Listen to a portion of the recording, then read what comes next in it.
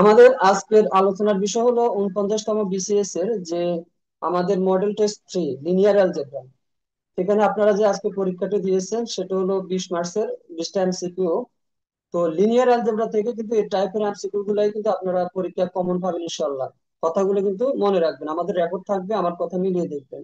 আমরা এমন ভাবে সাজিয়েছি, মেইন বইয়ের আলোকেই কিন্তু স্যাম্পল এমসিকিউ গুলো দেওয়া, এরপর সিলেবাস অনুযায়ী কিন্তু আমাদের এমসিকিউ গুলো দেওয়া হয়েছে, সেজন্য এর বাইরে আসার সম্ভাবনা খুবই কম, মানে ফরম্যাট এটাই থাকবে। যেমন আপনাদের পরীক্ষার আজকে 1 নাম্বার কোশ্চেন ছিল, what is the trace of the matrix. তো আমরা জানি যে এটা হলো আহ, এই মেইন মানে মেইন ডায়াগোনালের যে উপাদানগুলো আছে, যেমন 4 - 3 9, সেগুলো যদি আমরা যোগ করে দিই প্রধান কর্ণের উপাদানগুলো, তাহলে এই যে 4 - 3 9 যোগ করলে যেটা পাবো সেটা হলো ম্যাট্রিক্সের ট্রেস। তাহলে 9 আর 4 কত, 13, আর -3 10, তাহলে আনসার হলো খ। Which of the following is true, নিচের কোনটি সত্য দেখেন। Matrix addition and subtraction is applicable only for square matrix. আমরা কিন্তু শিখেছি যে ম্যাট্রিক্সের যদি যোগ বিয়োগ করতে হয় সেজন্য কি করতে হয়, সেটা অবশ্যই ম্যাট্রিক্সের অবশ্যই সেটা স্কয়ার ম্যাট্রিক্স বা বর্গ ম্যাট্রিক্স হতে হবে, না হলে যোগ বিয়োগ সম্ভব হবে না। এরপর for matrix multiplication number of rows of first matrix are equal to the number of column matrix of the second matrix, এটা ভুল। কারণ হলো প্রথম ম্যাট্রিক্সের কলাম আর দ্বিতীয় ম্যাট্রিক্সের সারি যদি সমান হয়, কলাম সংখ্যা, প্রথম ম্যাট্রিক্সের কলাম সংখ্যা আর দ্বিতীয় ম্যাট্রিক্সের সারি সংখ্যা সমান হয়, তখন সেটা কি হয়, অ্যাপ্লিকেবল হয়, অর্থাৎ ম্যাট্রিক্সের গুণ সম্ভব হয়। এই জন্য 2 নম্বরটা হবে না, এটা ভুল। For in matrix inverse it must be singular, না, সিঙ্গুলার ম্যাট্রিক্সের কোনো ইনভার্স ম্যাট্রিক্স থাকে না। এরপর এই matrix P is call idempotent বা অবেদগাতি ম্যাট্রিক্স। এই যে অনেকে বলছে স্যার বাংলাটাও বলে দিন, দেখেন ম্যাথে কিন্তু এই কথাগুলো, এই যে which of the following is true, এটা মিনিং কি, নিচের কোনটি সত্য। তো এটা বাংলা যে কথা ইংলিশে একই কথা, তাই না?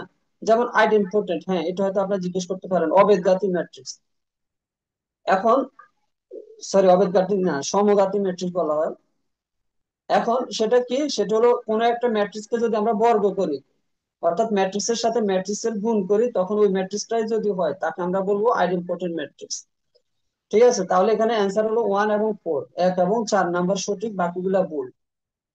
এরপর হলো a system of linear equation that have at least one solution is said to B consistent, অর্থাৎ সিস্টেম অফ লিনিয়ার ইকুয়েশন, রৈখিক সমীকরণ পদ্ধতি যেগুলোর কমপক্ষে একটি সমাধান থাকবে, আমরা বলবো সেটা কনসিস্টেন্ট, মানে সেটা অস্তিত্ব আছে, সেটা কনসিস্ট করে। আর 8 নাম্বারটা তো 4 নাম্বারটা তো মোস্ট ইম্পর্টেন্ট, সেটা আপনাদের মেইন টপিকস এর সাথে আছে, যে solution of system of linear equation কখন ইউনিক সলিউশন হবে, কখন নো সলিউশন হবে, কখন মোর দ্যান ওয়ান সলিউশন হবে, সেগুলো জানতে হবে। তো 1 নাম্বারটা ভুল কেন, যদি A1/A2 B1/B2 ইকুয়াল না হয়, মানে এই দুটা রেশিও ইকুয়াল না হয়, তখনই কিন্তু ইউনিক সলিউশন থাকে। এটা কিন্তু ভুল, এটা আমরা এর আগের ক্লাসেও শিখেছি। আবার A1/A2 B1/B2 সমান, কিন্তু C1/C2 সমান না, সেটা হলো নো সলিউশন। আবার যদি A1/A2 B1/B2 C1/C2 থাকে, তখন এটা কি মোর দ্যান ওয়ান সলিউশন। এখন বলবেন যে A1 B1 C1 এগুলো কোথা থেকে আসছে, তাই না? এটা আমরা একটু দেখি, আমরা সরাসরি একটু অনলাইন হোয়াইট বোর্ডে চলে যাই, তাহলে আমরা বুঝতে পারবো। আমি একটু আপনাদেরকে অনলাইন হোয়াইট বোর্ডে দেখাই। হ্যাঁ, সবাই একটু ওয়েট করুন, আমি দেখাচ্ছি আপনাদেরকে। এই যে দেখেন, ধরেন A1, সরি, ধরুন A1x, হ্যাঁ, A1x plus B1y plus C1 = 0, এটা একটা ইকুয়েশন। আর একটা হলো কি, A2x plus B2y plus C2 = 0, এই দুইটা সমীকরণ। এখন খেয়াল করেন, এখানে A1/A2 মানে এই দুটা রেশিও, আবার এই দুটা রেশিও যদি ইকুয়াল না হয়, তখন বলি আমরা এটা কি ইউনিক সলিউশন আছে। কিন্তু A1/A2 B1/B2 ইকুয়াল, কিন্তু C1/C2 ইকুয়াল না, তখন আমরা বলি কি ইট হ্যাজ নো সলিউশন, এটা কোনো সমাধান নেই। আবার সবগুলো যদি সমান হয়, ঠিক আছে, মানে A1/A2 B1/B2 বা C1/C2, মানে এই সিস্টেম অফ লিনিয়ার ইকুয়েশনে, তখন আমরা বলি কি এটা এই মোর দ্যান ওয়ান সলিউশন, অর্থাৎ এটা অনেকগুলো সমাধান থাকতে পারে। এখন উদাহরণ সহকারে যদি আমরা দেখি, গত ক্লাসে আমরা দেখেছিলাম, যেমন আমরা একটা উদাহরণ লিখি, যারা ক্লাস মিস করেছেন তারা একটু বুঝতে পারবেন, সুবিধা হবে। এটা যেহেতু পরীক্ষা আসবে, 2x+3y plus 4z equal to 0। আবার দেখেন 4x+6y plus 5z equal to 0। এখন যদি আপনারা এটা হিসাব করেন, এই দুটা সমীকরণ দেখেন, এখানে কিন্তু a1/a2 মানে 4/2 কত হয়, 2, তাহলে সমান b2 সমান, মানে 6/3 কত, 2 হয়। কিন্তু c1/c2 সমান না। তাহলে যদি এরকম হয় a1/a2 b1/b2 সমান, কিন্তু c1/c2 সমান না, হ্যাজ নো সলিউশন, এটা কোনো সমাধান নাই। কেন সমাধান নাই? আপনার এটাকে 2 দ্বারা গুণ করলে এটা 4 হয়ে যাবে, এটা 6 হয়ে যাবে। তখন যখন একটা থেকে একটা মাইনাস করবেন, এটা 6y কাটা যাবে, 4x কাটা যাবে, অর্থাৎ কোনো ভেরিয়েবল থাকবে না এখানে। তো আলটিমেটলি আমরা এগুলাতে কি কি বলি, আমরা এখানে খেয়াল করেন, আমরা এগুলাতে বলি যে it has no solution. Sorry, এখানে একটা জিনিস ভুল হয়েছে, জেড থাকবে না, এটা হচ্ছে এখানে ধ্রুবক থাকবে। a1x+b1y+c1 হলো কনস্ট্যান্ট, এখানে কোনো জেড এর টার্ম থাকবে না। এরপর a2x+b2y+c2 পড়বে, হ্যাঁ, সি তো হলো কনস্ট্যান্ট, এখানে কোনো জেড থাকবে না, অর্থাৎ এক্স ওয়াই আর একটা চলক ধ্রুবক থাকবে। তাহলে আপনারা দেখেন এখানে সবগুলা ভেরিয়েবল বা চলক কি ভ্যানিশ হয়ে যাবে, কিন্তু কি থাকবে, শুধু ধ্রুবক থাকবে। তখন কিন্তু এটা আর ইয়া করা হবে না, মানে সমাধান থাকবে না। এই জন্য এই কন্ডিশন গুলো দিয়ে আমরা বুঝতে পারবো কোনটার কোন ধরনের সলিউশন থাকবে। এরপর আমরা 5 নাম্বার দেখি, what is the inverse of the matrix. এখন অনেকে বলবেন স্যার ইনভার্স ম্যাট্রিক্স বের করা তো অনেক কঠিন। না, গত ক্লাসে আমরা বলেছি যে একটা ম্যাট্রিক্স এর কিভাবে ইনভার্স বের করবেন, সেটা কিন্তু 2 × 2 হলে আমরা শর্টকাট একটা মেথড জানি। ধরেন ম্যাট্রিক্সটা হলো এরকম, ABCD 2 × 2 ম্যাট্রিক্স, ঠিক আছে। এখন এটা যদি ইনভার্স বের করতে চান, সেটা ডিরেক্টলি একটা ফর্মুলা আছে, হ্যাঁ, AB-BC, হ্যাঁ, অর্থাৎ এই যে এই দুইটার গুণফল AD-BC। এরপর হলো এ আর ডি ইন্টারচেঞ্জ হয়ে যাবে, ডি এর জায়গায় এ আসবে, এর জায়গায় ডি যাবে, এই দুটো ইন্টারচেঞ্জ হয়ে যাবে। আবার বি এর আগে একটা মাইনাস আসবে, সি এর আগেও একটা মাইনাস আসবে। এটা হলো শর্টকাট নিয়ম, ঠিক আছে। অর্থাৎ এই ম্যাট্রিক্স এর জন্য ইনভার্স হলো এটা, শর্টকাটে বের করতে পারে। কারণ আমরা যদি ইনভার্স বের করতে যাই, কোফ্যাক্টর বা সহগুণগুলো বের করতে হবে, পরে আবার ফর্মুলা বসাতে হবে, অনেক টাইম লাগবে, ঠিক আছে। আপনারা দেখতে থাকুন, যেটা প্রবলেম সেটা চ্যাট বক্সে লিখে রাখুন যে আমি এই নাম্বারটা বুঝি নাই। এখন না, যখন আমি 20টা ডিসকাস করে ফেলবো, ধরেন 5 পর্যন্ত এখন ডিসকাস করেছি, আপনার 5 পর্যন্ত একটা প্রবলেম আছে, তখন এই 5 নাম্বারটা লিখে রাখবো যে 5 প্রবলেম আছে। এখন আমরা একটা দেখি ইনভার্স কিভাবে হলো। 4 × 2 = 8, আর মাইনাস মাইনাস প্লাস, প্লাস 3 11, 1/11, ঠিক আছে। কিন্তু 2 আর 4 ইন্টারচেঞ্জ হয়ে যাবে, ঠিক আছে, কিন্তু চিহ্ন চেঞ্জ হবে, অ্যান্সার হলো এটা। না, অ্যান্সার এটা হবে না, অ্যান্সার হবে ক। কেন? চিহ্ন চেঞ্জ হলে -3টা +3 হয়ে যাবে, 1টা -1 হয়ে যাবে, আর 2 আর 4 মানে এ আর ডি ইন্টারচেঞ্জ হবে। তাহলে অ্যান্সার হলো ক, এই যে বোল্ড করা আছে। Which one of the following is not necessary for vector space. আমরা জানি ভেক্টর স্পেস হওয়ার জন্য কিছু কন্ডিশন আছে, সেটা হলো সেটা এডিশন ক্লোজার হয়, ঠিক আছে, অর্থাৎ যোগের ক্ষেত্রে আবদ্ধ হয়, আবার গুণের ক্ষেত্রেও আবদ্ধ হয়, স্কেলার গুণনের ক্ষেত্রে সেটা আবদ্ধ হয়, মানে স্কেলার মাল্টিপ্লিকেশন ক্লোজার। আবার ডিস্ট্রিবিউটিভ ল মেনে চলে, বন্টন বিধি।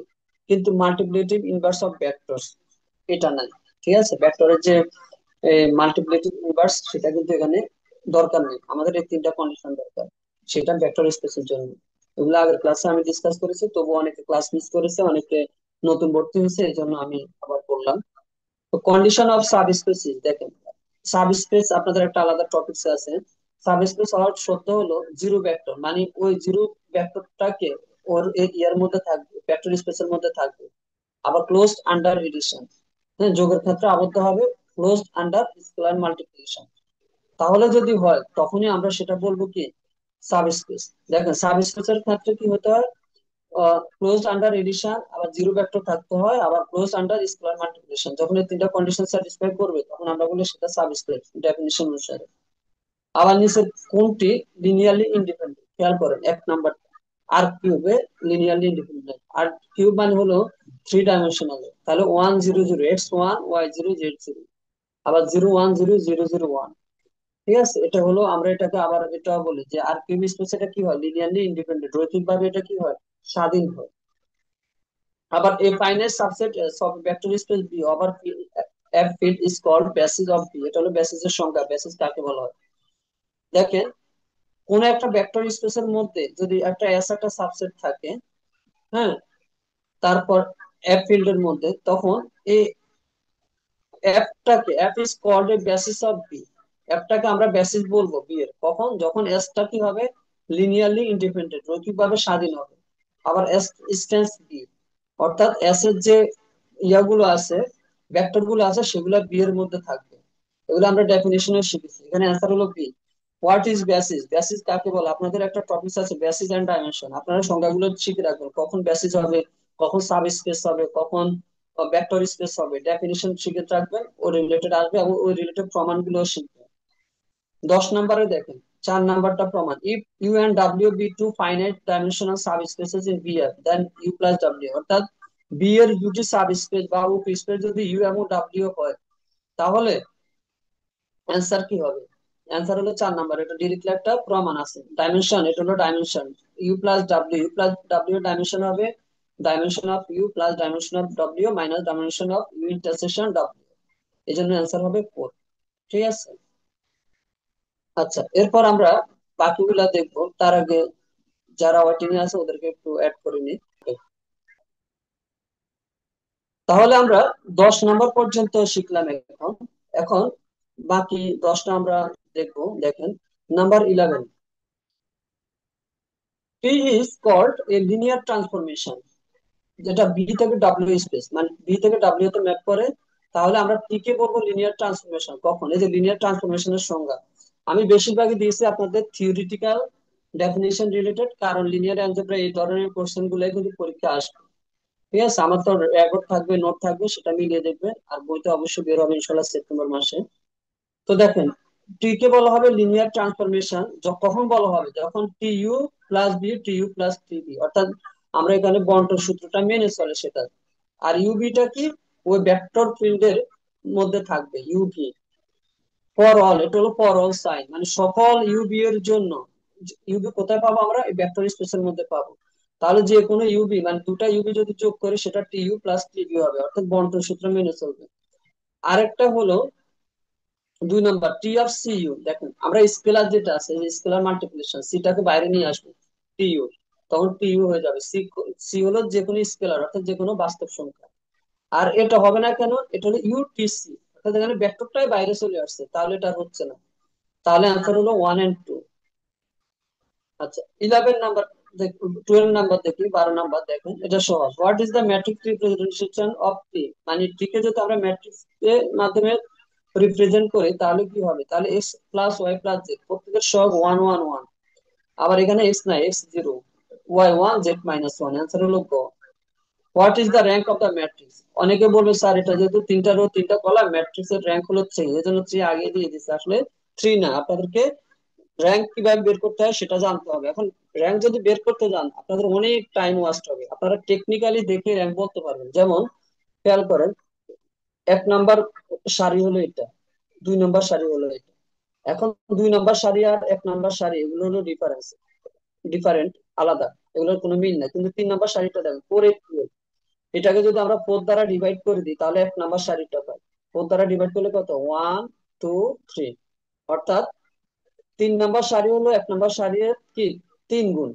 এজন্য 3 নাম্বার সারিকে যদি আমরা 1 নাম্বার সারি দ্বারা 4 দ্বারা ভাগ করি, সেটা 1 নাম্বার সারি হয়ে যায়। তার মানে 1 নাম্বার আর 3 নাম্বার আসলে একটাই। এই জন্য 1 আর 3 মিলে হবে একটা সারি, আর 2 3 2 3 6 মিলে হলো আরেকটা সারি, তাহলে দুইটা সারি। যতগুলো সারি থাকবে নন জিরো রো, সেটা হলো তার কি র্যাঙ্ক, তাহলে এটা র্যাঙ্ক হলো কত, 2। আবার দেখেন, if A is a 2 into 4 matrix and rank of A equals to 3, what is the nullity. আমি এর আগে আপনাদেরকে এই থিওরেমটা দেখাচ্ছিলাম, যে র্যাঙ্ক প্লাস নালিটির যে ফর্মুলাটা, যারা ক্লাসে ছিলেন না ওরা দেখেন, র্যাঙ্ক প্লাস নালিটির একটা ফর্মুলা আছে, nullity equals to N. N কি, কোন একটা ম্যাট্রিক্সের র্যাঙ্ক আর এবং ওই ম্যাট্রিক্সের যে নালিটি, সে দুটা যোগ করলে ওই ম্যাট্রিক্সের কলাম সংখ্যার সমান হবে।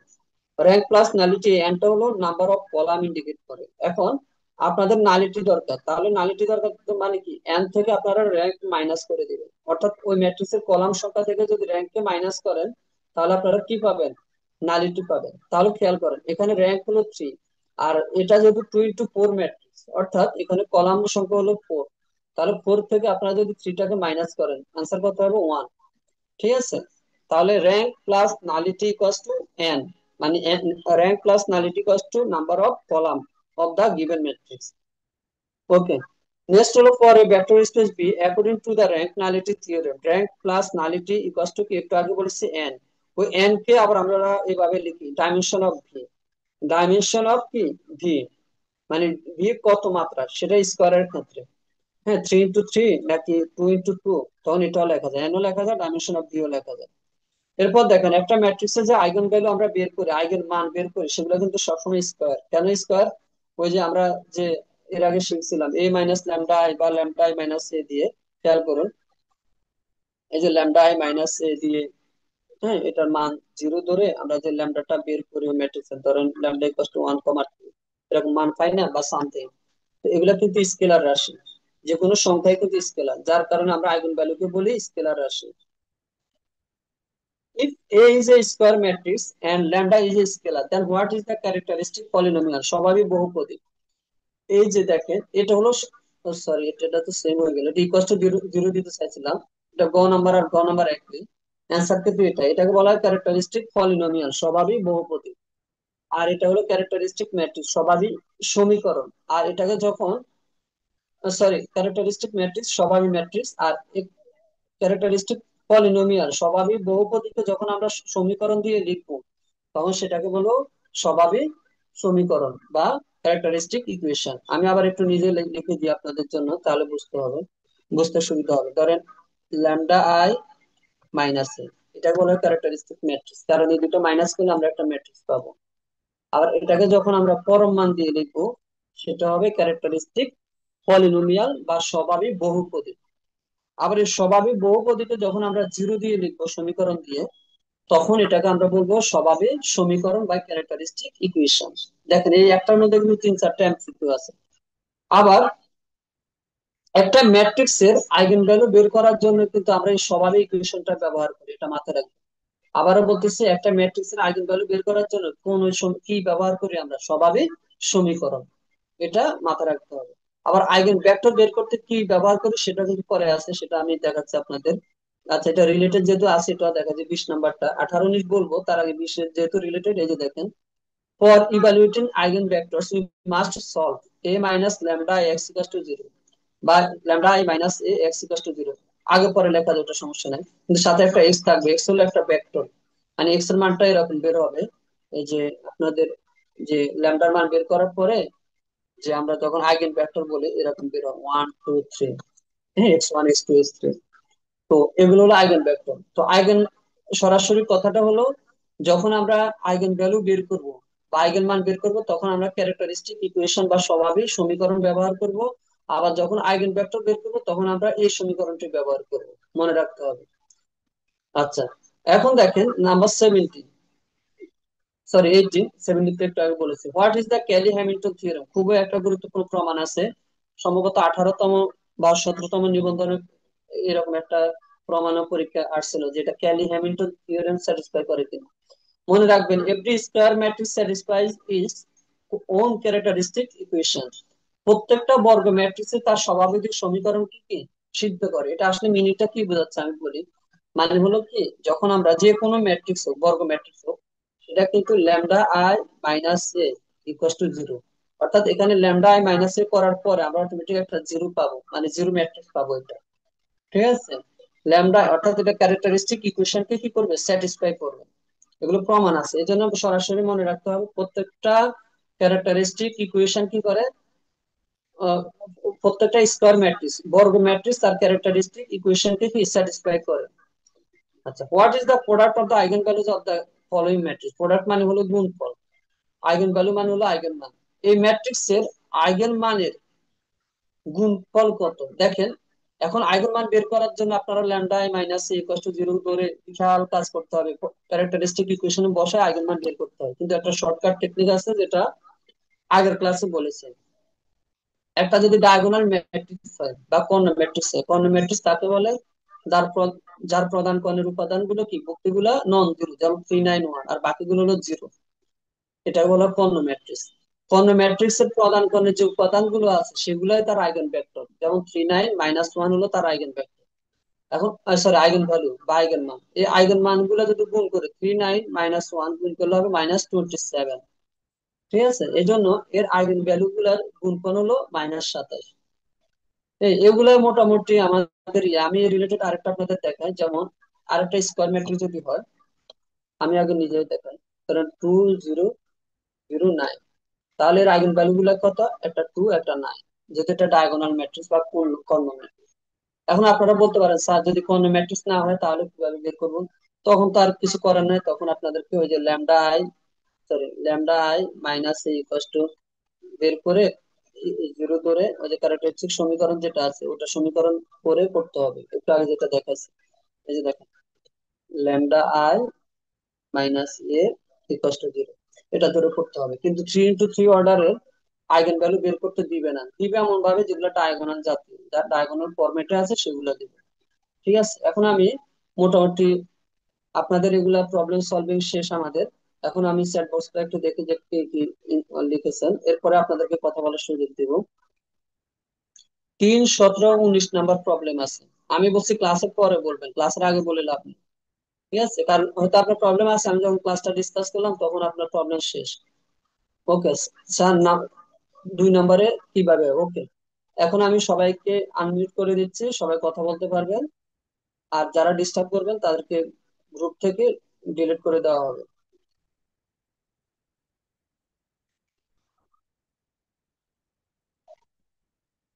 এখন আপনাদের যদি কোনো প্রবলেম থাকে সেটা আমাকে জিজ্ঞেস করতে পারেন। ঠিক আছে, আপনাদের কি কি প্রবলেম আছে সেগুলো ডিটেলস বলবেন, সেগুলো আমরা এখন ডিসকাস করব। সবাইকে আমি আনমিউট করে দিচ্ছি, সবাই কোশ্চেন করবে। Unmute sentences.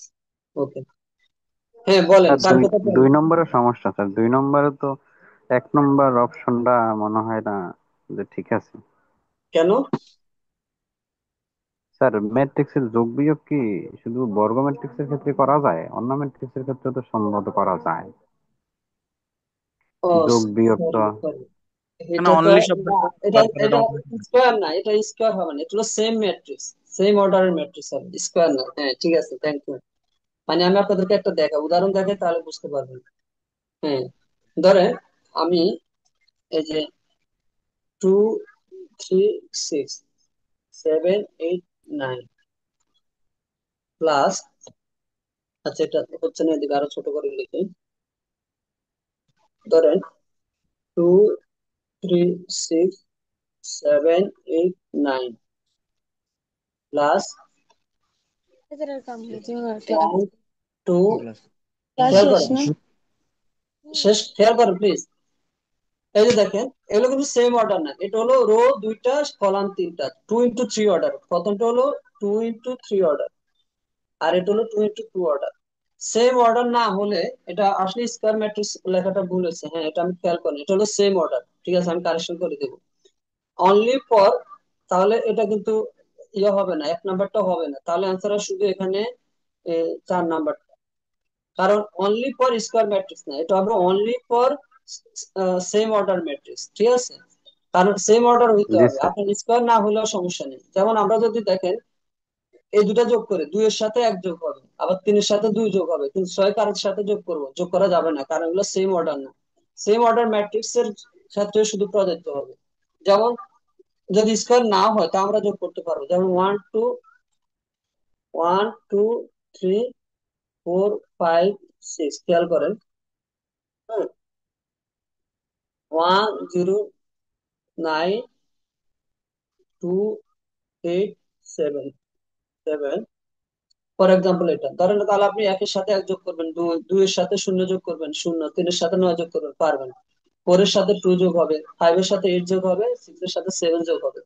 লেখাগুলো একটু বুঝতে হবে, আসলে আমরা গ্রাফিক্স কার্ডে লিখি তো, তখন লেখাগুলো একটু এরকম হয়, বোঝার জন্য আর কি। আর একদম সুন্দর করে লিখতে হলে তো আপনার বোর্ডে লিখতে হবে। এগুলো তো আমরা গ্রাফিক্স কার্ড, এটা হলো সেন্সর, এখানে ওটার উপরে লিখতে হয়। তো যাই হোক, তাহলে সেম অর্ডার হলে আপনারা কি করতে পারবেন, গুণ করতে যোগ বিয়োগ করতে পারবেন। বুঝতে পারছেন এখন 2 নাম্বারটা? স্যার জি 8 স্যার। নাম্বারটা একটু বলেন। না, আমি 2 নাম্বার নিয়ে আর কারো প্রবলেম আছে কিনা অপশন গুলোর মধ্যে? 1 নাম্বার অপশন ঠিক আছে, ভুল আছে। এটা স্কোয়ার ম্যাট্রিক্স হবে না, এটা হলো সেম অর্ডার ম্যাট্রিক্স হলে তাহলে অ্যান্সার হবে 1 এবং 4। হ্যাঁ, আর কি বলেন? স্যার 8 নাম্বারটা একটু বলেন। হ্যাঁ, মানে তিনটা ভেক্টর লিনিয়ারলি যদি ইন্ডিপেন্ডেন্ট হয় আর কিউ স্পেসে, ঠিক আছে, তখন ওইখানে এটা হয় বেসিস ভেক্টর। আপনাদের বেসিস ভেক্টর পড়াইছে না, E1 1 0 0 0, E2 0 1 0, এন্ড E3 0 0 1। মানে এখানে প্রথমে হবে একটা, আইডেন্টিটি ম্যাট্রিক্স হবে প্রথমটা স্যার। ওয়ান, পরেরটা ওয়ান, পরেরটা ওয়ান, ওই যে আইডেন্টিটি ম্যাট্রিক্স এর মতো। এগুলোকে জি বলা স্যার। হয় লিনিয়ারলি ইন্ডিপেন্ডেন্ট। এই জন্য অ্যান্সার হলো অপশন 1। এগুলো তো থিওরি সরাসরি, এখানে তো কোনো এক্সপ্লেনেশন নেই। জি স্যার। আর কার কোথাও প্রবলেম আছে বলেন? স্যার কনসিস্টেন্ট ওইটা দেখবেন স্যার একটু। কনসিস্টেন্ট না? হ্যাঁ, ওই যে কনসিস্ট মানে এটা সমাধান থাকবে। যেমন আমি আপনাদেরকে একটা, এই যে a system of linear equation has at least one solution is said to B consistent. আমি আপনাদের স্যার একটা ওয়ান সলিউশন থাকলে তো স্যার হচ্ছে ইউনিক সলিউশন, আর যদি স্যার না না, হ্যাঁ আমি তো আইডেন্টিটি ওয়ান বলি ম্যাট্রিক্স নাই। থাকে তাহলে স্যার। আমার কথা শুনুন, এখানে বলছে অ্যাট লিস্ট ওয়ান সলিউশন, কমপক্ষে একটা থাকবে, সেটা একটা থাকুক 100টা থাকুক, থাকলে কনসিস্টেন্ট। কিন্তু দেখেন আমি আপনাদেরকে এই উদাহরণটা দেখেন, 2x + 3y, 2x + 3y +4z, sorry Z না, আর আবার লিখে দেখেন, এখানে তো 2x + 3y + 4, এটা তো ধ্রুবক, 1x p1y + 1, ধরেন এটা 0 আসলো। আরেকটা আসলো 4x + 6y + 8। তো এটার কিন্তু নো সলিউশন, কারণ আপনি 1 নাম্বারকে 2 দ্বারা গুণ করেন, এটা 4 হয়ে যাবে, এটা কত হয়ে যাবে, 6 হয়ে যাবে। তখন আপনি এই যে এটা থেকে এটা বিয়োগ করলে দুটো কাটা যাবে, তখন কোনো ভেরিয়েবল থাকবে না, তখন এটা কিন্তু ইনকনসিস্টেন্ট সলিউশন হয়ে যাবে। মানে এটার কোনো অস্তিত্ব নাই, কারণ আপনি এটাকে 2 দ্বারা গুণ করলে কি হয়, 8। তাহলে 0 = 0 বা 9 = 0, সামথিং হোক, মানে এটা হচ্ছে না, এটা কোনো এক্স ওয়াই থাকতেছে না, আমাদের কোনো চলক থাকতেছে না, যেমন এটার ক্ষেত্রে 0 = 0। এটা কি, আমরা তো কোনো সলিউশনে পাই না। তার মানে কি, যাদের এই ধরনের ইকুয়েশন হলে ইনকনসিস্টেন্ট, মানে এটা কোনো অস্তিত্ব নাই, কিন্তু যেগুলার কমপক্ষে একটা সলিউশন থাকবে, সেটা এই যেমন unique, one, more than one solution হোক, ইউনিক সলিউশন হোক, সবগুলো কিন্তু কনসিস্টেন্ট। যেগুলোর কোনো সলিউশনে নাই সেগুলো হলো ইনকনসিস্টেন্ট। আপনারা প্রমাণই দেখেন, এই যে A1/A2 B1/B2 সমান, তো আমাদের এখানে আমি যেটা এখন দেখাইছি এখানে, এটা ছিল প্রথমে 2, এটা ছিল 3, তাহলে 4/2 কত, 2। আবার 6/3 কত, 2। তার মানে A1/A2 B1/B2 কি সমান ছিল, যার কারণে আবার 8/4 ছিল কত। তো A1/A2, C1 আমাদের দরকার না, আমাদের হলো A1/A2 B1/B2 দেখবো। যদি ওই দুটো সমান হয়ে যায়, ঠিক আছে, সমান না হয় তখন ইউনিক সলিউশন থাকবে, কিন্তু সমান হয়ে গেলে ইউনিক, তখন তখন এটা তো পজ, এটা তো এখানে পজ অ্যান্সার, তাই না? এটা তো আমি উইজাউট দ্য পলিং ট্রু দিয়েছি, এটা হলো A1/A2 আর B1/B2 সমান না হলে ইউনিক সলিউশন থাকে। কিন্তু আমাদের তো এখানে A1/A2 B1/B2 সমান, যার কারণে এটা ইউনিক সলিউশন থাকবে না, এটা আমরা বলি যে ইনকনসিস্টেন্ট। ক্লিয়ার এখন? জি স্যার। ওকে, নেক্সট কার কথা প্রবলেম বলেন? আমি কিন্তু আপনাদের শুক্রবারে ক্লাস না, আপনাদের হলো রবি থেকে বৃহস্পতিবার টানা ক্লাস হবে 5 দিন। তবে আমি আজকে আপনাদের একটা এক্সাম নিলাম লিনিয়ার অ্যালজেব্রার উপরে, এবং এটা যে প্রবলেম সলভিং ক্লাস দিলাম, ভালো হয়েছে না বলেন? জি স্যার। হ্যাঁ, জি স্যার এগুলো ভালো হচ্ছে। ক্লাস দিয়েছে। এখন কার কথা আছে যে এত সুযোগ আর পাবেন না বলেন?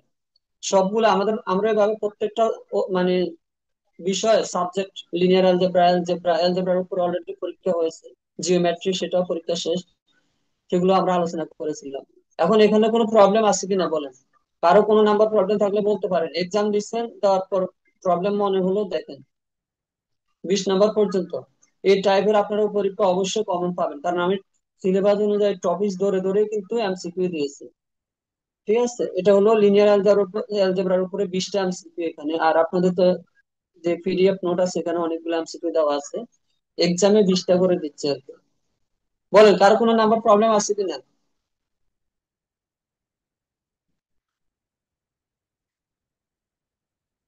আর প্রবলেম নাই না? না।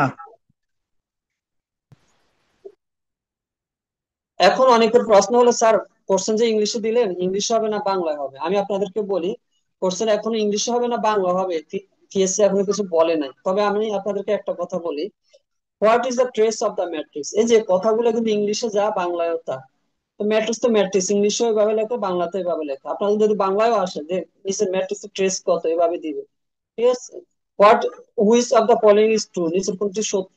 তো এটার জন্য কি আবার ইয়ে লাগে নাকি আপনার বাংলা ইংলিশ কি? এটা তো একই কথা। স্কোয়ার ম্যাট্রিক্স মানে হলো কি বর্গ ম্যাট্রিক্স, এডিশন সাবট্রাকশন। এখন আপনারা তো এই মানে সিম্পল ইংলিশ গুলো জানেন, তাই না? এই যে যেমন a system of linear equations has that has at least one solution, এটা মিনিং কে জানেন না বলেন? সবাই জানেন। মানে একটা রৈখিক সমীকরণ যেগুলার কমপক্ষে at least one solution, কমপক্ষে একটি সমাধান থাকবে, এটাকে আমরা বলি কনসিস্ট। কনসিস্ট মানে কি? অস্তিত্ব থাকা, বিদ্যমান থাকা। তো আপনাদের যদি বাংলায়ও আসে যে একটা সিস্টেম অফ লিনিয়ার ইকুয়েশন কমপক্ষে একটি সমাধান থাকলে, সেটাকে আমরা কি বলবো? নিচে দেখবেন যে ইংলিশ লেখা আছে, যেগুলো দেওয়া আছে। তার মানে আলটিমেটলি আপনাদের ইংলিশ থাকবে। আমি ফাইনাল একটা কথা বলি, আপনাদের ইংলিশ ভার্সন হোক আর বাংলা ভার্সন হোক, আপনাদের কিন্তু মেইন টার্ম গুলো ইংলিশ থাকবে, এটা শিওর থাকেন। এই জন্য আপনাদেরকে ইংলিশ টার্ম গুলা কি মাথায় রাখতে হবে, singular, high important, inconsistent, unique, consistent, হ্যাঁ এরকম। সিম্পল বিষয়গুলো কিন্তু, মেন টপিক গুলো কিন্তু কি ইংলিশ টার্ম গুলো জেনে রাখতে হবে। লিনিয়ারলি ইন্ডিপেন্ডেন্ট, রৈখিক ভাবে স্বাধীন। ঠিক আছে, এভাবে ভেক্টর স্পেস তো ভেক্টর স্পেস। তো এখানে এগুলো নিয়ে এত ভয়ের কিছু নাই, আপনারা ইংলিশে শিখলে স্মার্টলি শিখতে পারবেন। এই জন্য পরীক্ষাগুলো আমরা ইংলিশে না ট্রাই করি, তবে ক্লাস নেওয়ার সময় সেটা বাংলা বুঝিয়ে দিব। আর আপনাদের যে বই বের হবে ইনশাল্লাহ সেপ্টেম্বরে, সেটার মধ্যে আমরা ইংলিশ বাংলা ভাষণে কিন্তু আলোচনা করেছি, সাথে ইংলিশ টপিক গুলো আছে। আর স্যাম্পল এমসিকিউ গুলা কিন্তু বাংলা ভাষণ এবং ইংলিশ ভাষণ সবগুলাই দেওয়া আছে। ঠিক আছে, তাহলে দুটাতে বুঝতে পারবেন। আর যেগুলো থিওরি আছে, ফর্মুলা আছে, ওগুলো তো আপনারা মনে রাখবেন। আবার ফর্মুলা দিয়ে কিভাবে ম্যাথ বের করা যায়, এই যে এরকম, সেগুলা কিন্তু শিখতে হবে। এগুলাই আমি আবারও বলতেছি, ফুল এই যে আমাদের এই টপিক লিনিয়ার অ্যালজেব্রা থেকে কোশ্চেন থাকবে কয়টা? আপনাদের প্রত্যেকটা টপিক থেকে 8টা থাকবে। ঠিক আছে, লিনিয়ার অ্যালজেব্রা, জিওমেট্রি এবং এই অ্যালজেব্রা, এই তিনটা মিলে হবে 25 মার্কস। মানে প্রত্যেকটা টপিক থেকে আনুমানিক 8টা, ম্যাক্সিমাম 9টা থাকবে। তাহলে আপনাদের লিনিয়ার অ্যালজেব্রা থেকেও 9টা থাকবে, এর মধ্যে এই টাইপ তো অবশ্যই থাকবে। এখানে শুধু 20টা আছে, তবে আপনাদের সবগুলা পিডিএফ, এখানে তো আমরা সবগুলা লিনিয়ার অ্যালজেব্রা একসাথে এক্সাম নিছি। তো লিনিয়ার অ্যালজেব্রা যত টপিকস আছে সবগুলা প্রায় আমাদের 150-200 এমসিকিউ আছে ওখানে করা, সেগুলো তো আপনারা পিডিএফ থেকে করবেন। আর এই টাইপ গুলো একটু বেশি করে দেখবেন, আশা করি পরীক্ষা অবশ্যই কমন পাবেন। এখন বলেন আপনাদের আর কোনো প্রবলেম আছে কিনা? স্যার না স্যার, নিবন্ধন সম্পর্কে একটা আমি কিন্তু কথা বলবো, আমি শুধু টপিক নিয়ে কথা বলতে চাচ্ছি। স্যার প্রবলেম নাই, তবে একটা রিকোয়েস্ট স্যার, যখনই আমাদের পরীক্ষাগুলো নেবেন স্যার একটু ইংরেজিতে নিন, এই আর কি। ওকে ওকে, ইংলিশে আগের দুইটা বাংলা হয়েছে, এটা ইংলিশে হয়েছে, আর বাকিগুলো ইংলিশে হবে। তাহলে আপনারা জি স্মার্টলি শিখবেন, তখন ইংলিশে আসলে তো ইজি, আর বাংলা আসলে আরো ইজি। No tension. জি স্যার, জি স্যার। ওকে, থ্যাংক জি ইউ। স্যার।